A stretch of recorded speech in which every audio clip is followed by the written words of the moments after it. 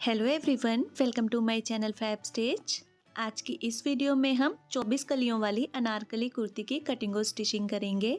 इस वीडियो में मैंने अनारकली कुर्ती के घेरे को बुकरम लगाकर फोल्ड करना भी बताया है। इस वीडियो में अनारकली कुर्ती को बनाने का जो तरीका मैंने बताया है, इस तरीके को यूज़ करके आप किसी भी साइज़ के लिए अनारकली कुर्ती की कटिंग और स्टिचिंग ईजिली कर सकते हैं। इस कुर्ती को बनाने के लिए मैंने 5 मीटर कपड़ा यूज़ किया है। 2.5 मीटर इसकी शर्ट का फैब्रिक था और 2.5 मीटर ही इसके बॉटम का फैब्रिक था। दोनों को यूज़ करके मैंने कलियां कट की हैं। सबसे पहले शर्ट के फैब्रिक में से मैंने बैक बॉडीज के लिए कपड़ा कट कर लिया है। तो देखिए यहाँ पर इस तरीके से मैंने कपड़े को फोल्ड करके रखा है। इसकी लंबाई 16 इंच की है और फोल्ड करने के बाद इसकी चौड़ाई 11 इंच की है। सबसे पहले ऊपर की तरफ हम तीरे का निशान लगाएंगे। तीरा इस कुर्ती में मैंने रखा है 7 इंच। इसके बाद हम आर्म होल की मार्किंग करेंगे 7 इंच पर और इसके बाद हम एक निशान लगाएंगे 15.5 इंच पर। यहाँ पर हमारी कमर की मार्किंग आएंगी। इन निशानों को स्ट्रेट करने के बाद अब हम बस्ट राउंड की मार्किंग करेंगे।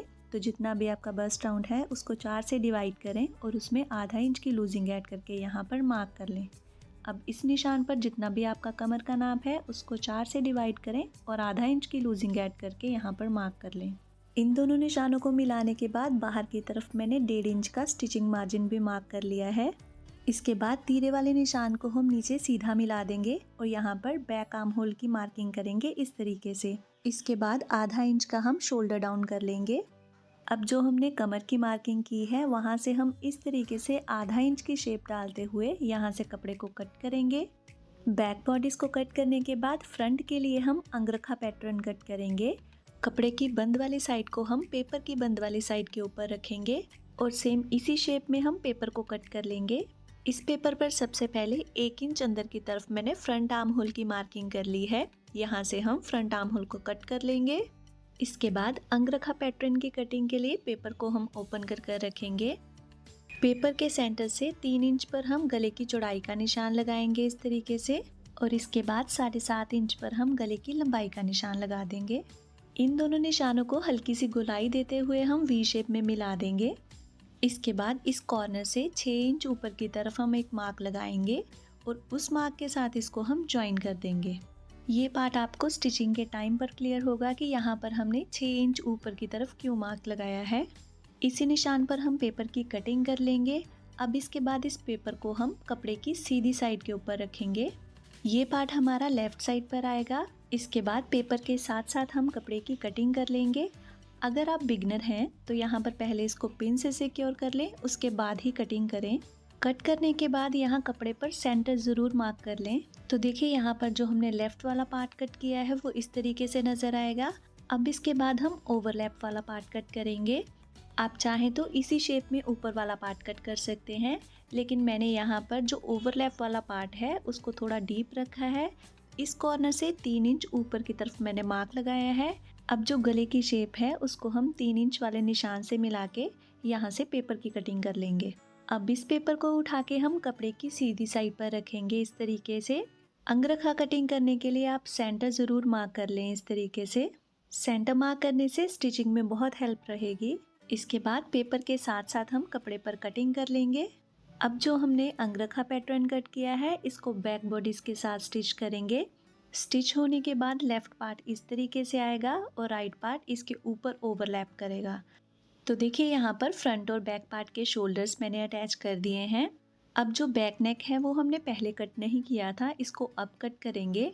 फ्रंट और बैक नेक की चौड़ाई तो सेम ही रहेगी 3 इंच की और बैक नेक की लंबाई यहाँ पर मैंने 4.5 इंच की रखी है और यहाँ पर राउंड शेप डाल दी है। इसके बाद फ्रंट और बैक नेक की फिनिशिंग के लिए हम ओरेप पट्टी यूज़ करेंगे।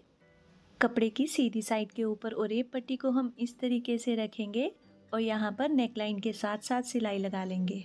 यहाँ पर एक ही साथ हमारे फ्रंट और बैक नेक लाइन की फिनिशिंग होगी। सिलाई लगाते टाइम शोल्डर के मार्जिन को हम बैक बॉडीज़ की तरफ रखेंगे। इसके बाद ओरेप पट्टी को हम इस तरीके से टर्न करेंगे और ऊपर से टॉप स्टिच लगा देंगे। टॉप स्टिच लगाते टाइम जो मार्जिन है वो हमारा पट्टी की तरफ ही रहेगा। टॉप स्टिच लगाने के बाद पट्टी को हम अंदर की तरफ डबल फोल्ड करेंगे और यहाँ पर तुरपाई कर लेंगे। इस तरीके से जब हम अंगरखा बॉडीज कट करते हैं तो नेकलाइन बिल्कुल भी फैलती नहीं है। अब टॉप स्टिच लगाने से पहले जितनी भी आपने गले की लंबाई रखी थी उसको सेट कर लेंगे। यहाँ टॉप स्टिच लगाते हुए इस तरीके से मैंने लेस अटैच कर ली है। इसके बाद बॉडीज को हम रॉन्ग साइड टर्न करेंगे और यहाँ सेंटर से हम फिटिंग की मार्किंग्स कर लेंगे। जो कटिंग के टाइम पे हमने सेंटर मार्क किए थे उनको मैच कर लेंगे और यहाँ पर इस तरीके से फिटिंग के निशान लगा लेंगे। कटिंग के टाइम पे जो कोने से हमने 6 इंच ऊपर की तरफ निशान लगाया था वो इसलिए लगाया था ताकि ये कपड़ा हमारा यहाँ से स्टिचिंग में आ जाए। दोनों तरफ फिटिंग की सिलाई लगाने के बाद अब हम इसका घेर चेक कर लेंगे, उसी के अकॉर्डिंग हम कलियाँ कट करेंगे। मेरे मेजरमेंट में ये 32 इंचेस का आया है। अब हम पहले पेपर पर देखेंगे कि कलियों को कट कैसे करना है। यहाँ पर कलियों के लिए कपड़े की हम 4 लेयर्स यूज़ करेंगे। हर एक लेयर में से हम 6 कलियाँ निकालेंगे। इस तरीके से हमारे पास टोटल 24 कलियाँ आ जाएंगी। अब हम कलियों की मार्किंग करेंगे। अब बॉडीज़ पर जितना भी आपका कमर का नाप आया हो उसको हम जितनी आप कलियाँ डालना चाहते हैं उससे डिवाइड कर देंगे। जैसे मेरे मेजरमेंट में कमर का नाप आया था 32 इंच, उसको 24 से डिवाइड करने के बाद आ जाएगा 1.3 इंचेस। इसके बाद कलियों को अटैच करने के लिए आप जितना भी मार्जिन रखना चाहते हैं उतना इसमें ऐड कर देंगे। मैंने यहाँ पर 1.25 इंच का मार्जिन रखा है। तो इस तरीके से वेस्ट पर मेरी कलियों की चौड़ाई रहेगी 2 इंच की और घेरे से इसकी चौड़ाई मैंने 10 इंच की रखी है। तो देखिए यहाँ पर कपड़े की भी मैंने 4 लेयर रखी हैं। 2 लेयर मैंने टॉप के फैब्रिक की यूज़ की हैं और 2 लेयर्स मैंने बॉटम के फैब्रिक की यूज़ की हैं। इसमें हम सारी कलियाँ यहाँ पर तिरछी कट करेंगे, कोई भी कली इसमें स्ट्रेट नहीं रहेगी। तो उसके लिए देखिए जितना भी आप घेर रखना चाहते हैं, जैसे मैंने 10 इंच का रखा है एक कली का घेर, उसको पहले इस तरीके से मार्क करेंगे और इसके बाद इसके सेंटर में हम जितनी ऊपर से कली की चौड़ाई आई थी 2 इंच की उसको मार्क कर लेंगे। बॉटम साइड से कली की चौड़ाई 10 इंच की है। ऊपर से जो 2 इंच पर निशान लगाया है उसको स्लांटिंग वे में हम 10 इंच वाले निशान से मिला देंगे। इस तरीके से एक लेयर पर हमारी 6 कलियां कट होंगी। साइड का जो अनइवन फैब्रिक है इसको हम डिस्कार्ड कर देंगे। इसके बाद लगाई हुई मार्किंग्स पर हम कलियों की कटिंग कर लेंगे।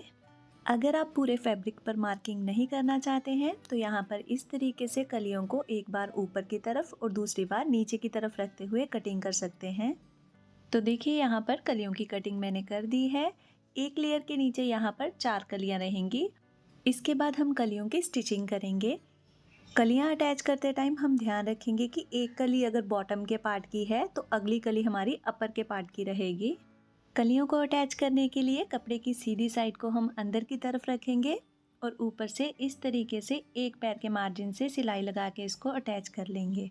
तो देखिए यहाँ पर इस तरीके से मैंने पूरी कलियों को स्टिच कर लिया है।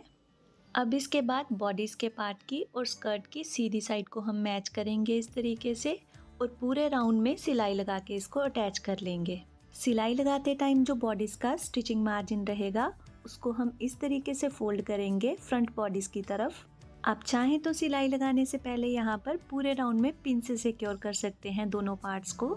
इस तरीके से हम बॉडीज़ के पार्ट को और स्कर्ट के पार्ट को अटैच कर लेंगे। अब अनारकली के घेरे को फोल्ड करने के लिए मैंने बेल्ट रोल यूज़ किया है। इसकी चौड़ाई 1.25 इंच की है और जिस कपड़े पे मैंने इसको पेस्ट किया है उसकी चौड़ाई 3 इंच की है।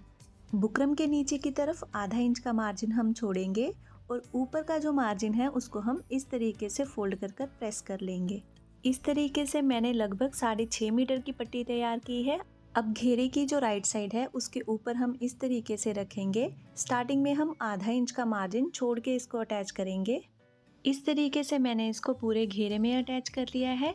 अब स्टार्टिंग में जो हमने आधा इंच का मार्जिन छोड़ा था उसको हम फोल्ड कर लेंगे और पट्टी के दूसरे एंड को इसके ऊपर रखते हुए हम सिलाई कंप्लीट कर लेंगे।